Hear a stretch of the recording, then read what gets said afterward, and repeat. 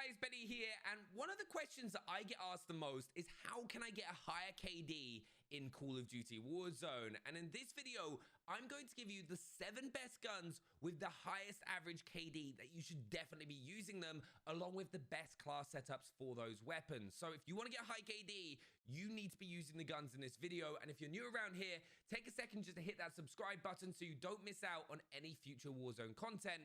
But let's get into the first gun.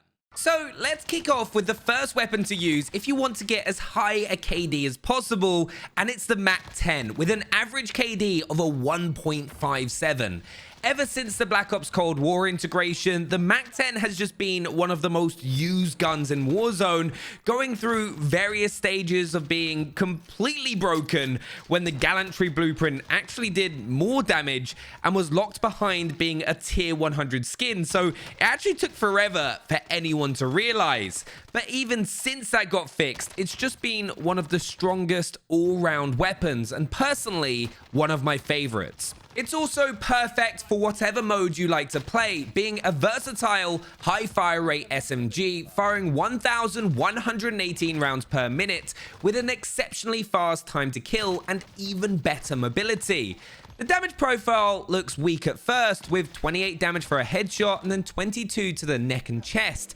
But because of that fire rate, it takes people down super quickly, and also gives you, as a player, a high margin for error, as missing 1 or 2 shots isn't as big of a deal than compared to some of the slower fire rate weapons. This makes it perfect for pushing buildings in Verdansk or running around on Rebirth.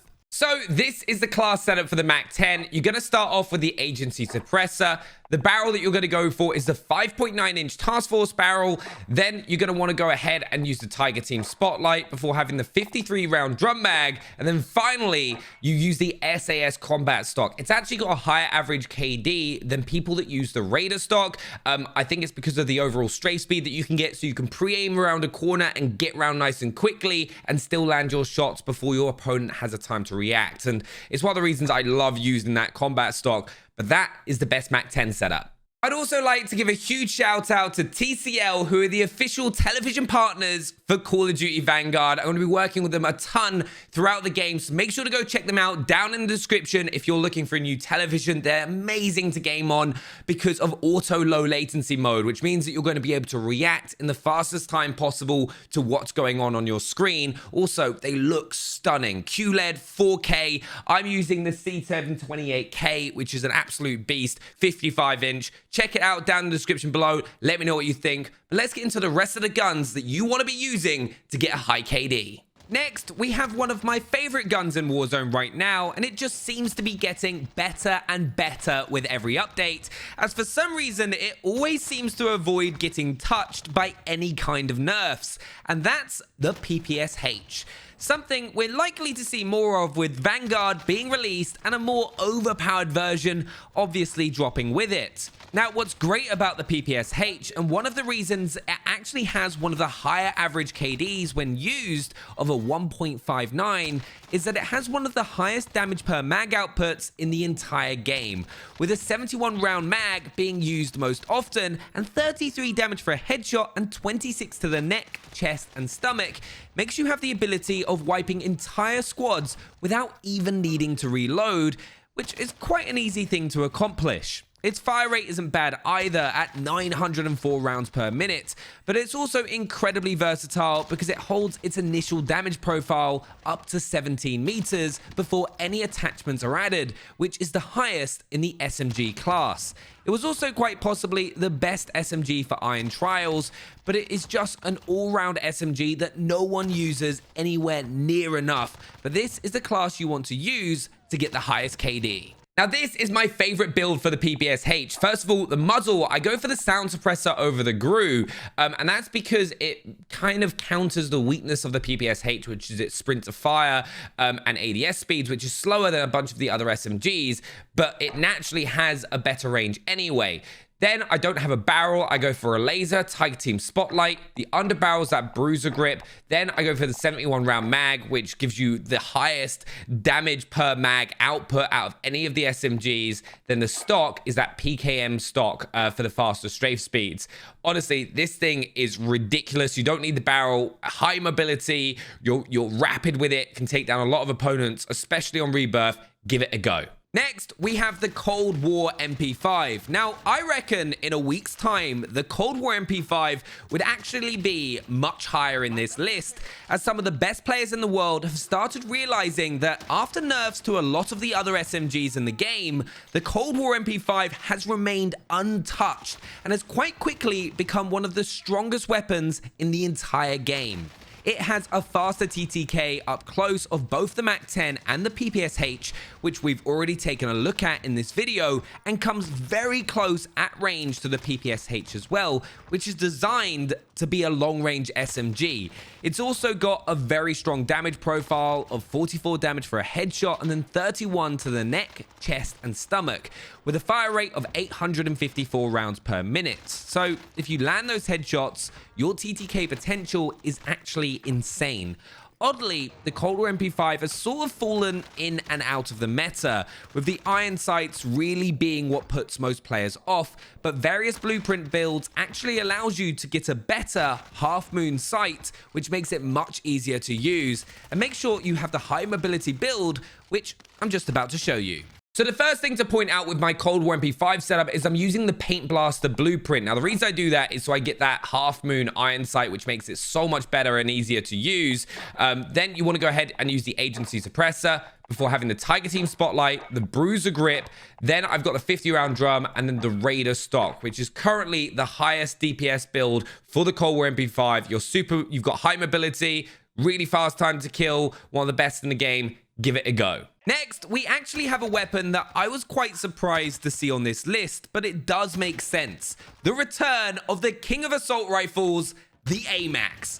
Before this got nerfed quite hard a couple of seasons back, it was really the only modern warfare weapon that had managed to stay in the game's meta. It was hard-hitting, powerful, and most importantly, fun to use. Though it did require a little more skill compared to assault rifles like the Kilo, but since a bunch of recent nerfs, the AMAX has actually slid back into guns with high average KDs, peaking at a 1.78 with a fully loaded class. Now, though it's not as broken as it once was, it's once again becoming a viable assault rifle to use. And modern warfare weapons have always had a slightly stronger aim assist, but less mobility. But if you've been playing Warzone since the beginning, you'll have used the AMAX, and you should try it out once again. 54 damage for a headshot, 42 to the neck, and 35 damage everywhere else is a strong damage profile, especially when combined with that 630 rounds per minute fire rate, and this is the class setup you'll want to be having.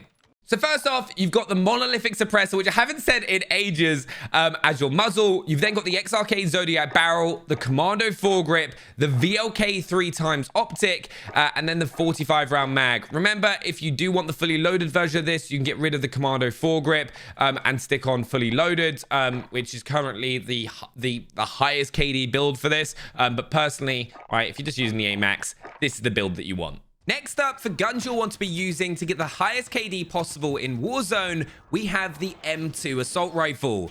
Now, this is the latest assault rifle to be added to Warzone this season, and it's pretty darn strong. 61 damage for a headshot, 49 to the neck, and then 41 everywhere else.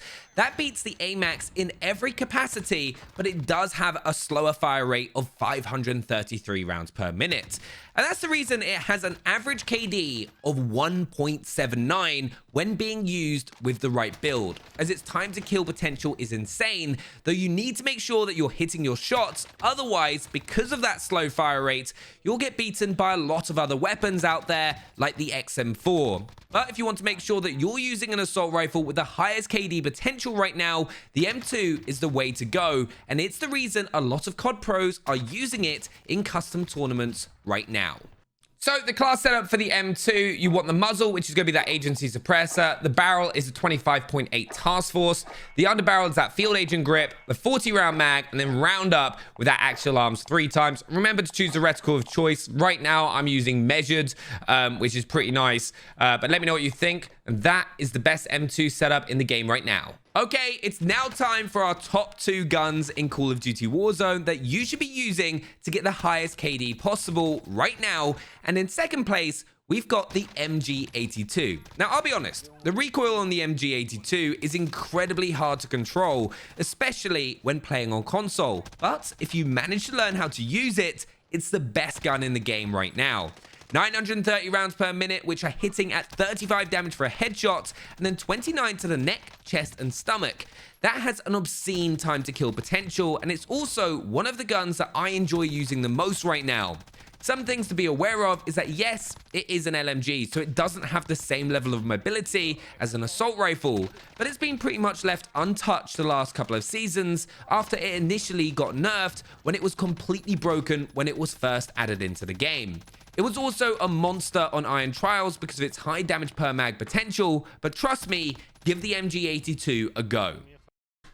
So on the MG82, you're going to have that agency suppressor once again, the 16.4-inch task force, the field agent grip. Then for the highest KD average build, you're actually going to go for the Serpent Wrap. You don't need the 125 round mag. The people who are getting the highest KD with this weapon use the Serpent Wrap. Then the optic is going to be the axial arms 3 times to wrap it up. And remember to change that reticle once again. Now, the weapon that has the highest KD average in Warzone right now is the OTS-9 SMG. Now, I'll be honest, I think for trios and quads, the Cold War MP5 is actually better than the OTS. They're nearly identical, but the OTS has a smaller mag and 3 damage profiles, so it becomes useless at a distance. But with better strafe speeds and a marginally faster TTK, the OTS will win in a completely even 1v1 gunfight compared to the Cold War MP5, but only just. A fire rate of 855 rounds per minute means you burn through your 40 round mag incredibly quickly, but the damage profile of 47 damage for a headshot, 31 to the neck, chest, and stomach quickly makes up for that and kind of reminds me of the Modern Warfare MP5 of old. It does take some time to get used to, but it is a beast of a gun. So if you want a high KD in Warzone right now, and the stats back it up, you should probably be using the OTS-9. And for our final class setup, we've got the OTS. So the muzzle, you're going to have that GRU suppressor on there. The barrel is the 8.1-inch task force. You do not have an underbarrel. You've got the VDV 40-round fast mag. Then we've got the rear grip, which is the Serpent Wrap. And then finally, finishing off with a KGB skeletal stock. Absolute beast of an SMG. Give it a go. And the highest average KD weapon in the game right now. Let me know what you think down in the comments below.